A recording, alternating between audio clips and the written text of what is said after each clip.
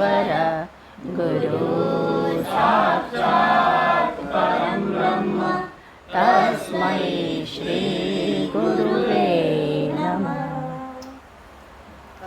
आइए आगे की तरफ पढ़ते हैं।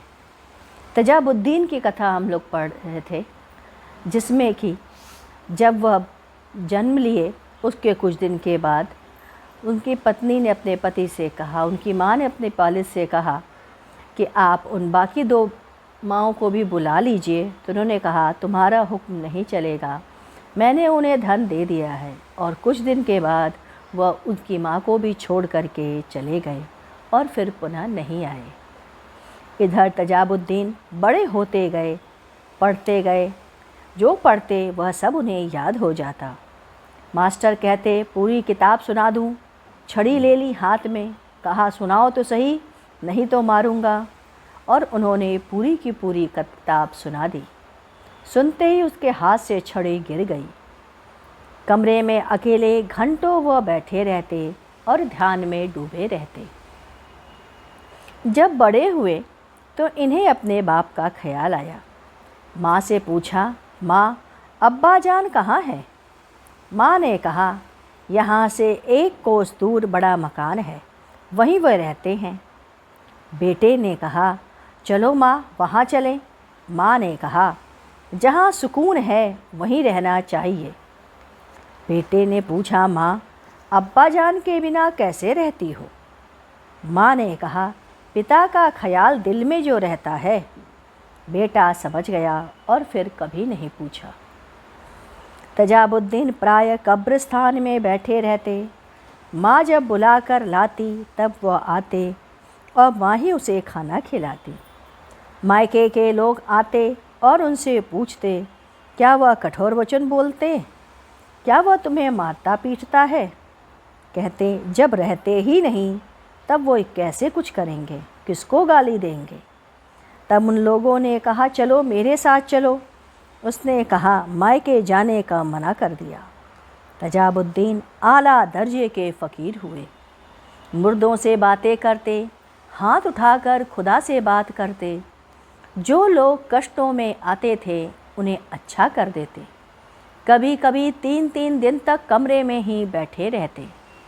उस समय माँ भी कुछ न कर पाती। उतने देर तक माँ भी कुछ न खाती। इधर माँ का भी दर्जा बढ़ता चला गया। माँ बेटे का ख्याल रखती, बेटा अल्लाह का ख्याल करता। तजाबुद्दीन एक मशहूर संत हुए अपने समय के। इसके पश्चात दिनांक 9 जनवरी सन 1997। आज के सत्संग में गुरुदेव ने कहा, इस संसार से खुशी खुशी जाओ, कोई वासना न रह जाए। यदि कोई वासना रह गई तो पुनः आना पड़ेगा।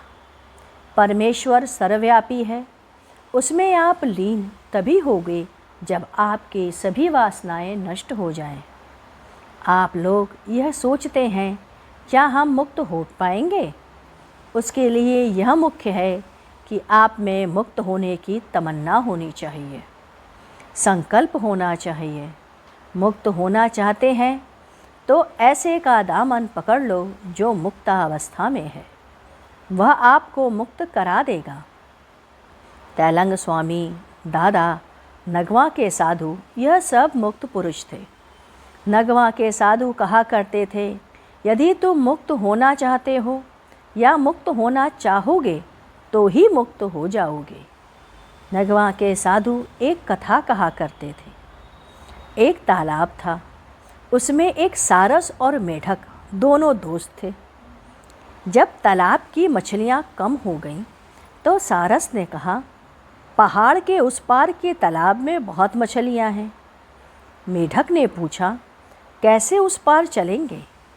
सारस एक छड़ी ले आया और कहा, इसे तुम मुंह में पकड़ लो, परंतु अपना मुंह मत खोलना, मैं इसे लेकर उड़ता हूँ। वह उड़ चला, परंतु मेढक से नहीं रहा गया।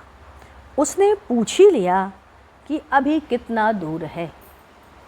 बस मुंह का खुलना था कि सर्वनाश हो गया। आपका मन तो माया मोह में फंसा हुआ है। आप उस मुक्त पुरुष को देखना ही नहीं चाहते, अतः उसके अनुसार जीना, उसी के अनुसार रहो।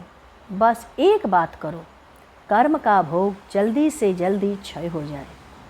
भगवान से प्रार्थना करते रहो, हे प्रभु, मुझे अपने भोग भोगने की शक्ति दो, जिससे कि मैं शीघ्र भोग को क्षय हो जाए और दूसरी नई वासनाओं का जन्म मत कराओ।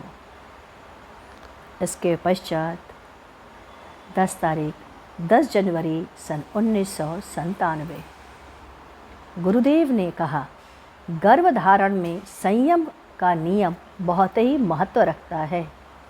यदि आपको गर्भधारण करना है, अच्छे बच्चों को जन्म देना है, तो उसमें संयम को रखना बहुत ही ज़रूरी है। इसको हम लोग फिर पढ़ेंगे। आइए गुरु कीर्तन करें। ओम मंगलम ओंकार मंगलम, गुरु मंगलम गुरुदेव मंगलम। ओम मंगलम ओंकार मंगलम, गुरु मंगलम गुरुदेव मंगलम। ओम मंगलम ओंकार मंगलम, गुरु मंगलम गुरुदेव मंगलम।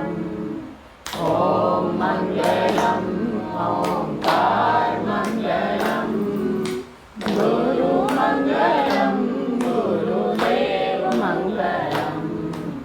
ओम मंगलम ओंकार मंगलम, गुरु मंगलम गुरुदेव मंगलम। ओम मंगलम ओंकार मंगलम, गुरु मंगलम गुरुदेव मंगलम। बोलिए सद्गुरुदेव की जय।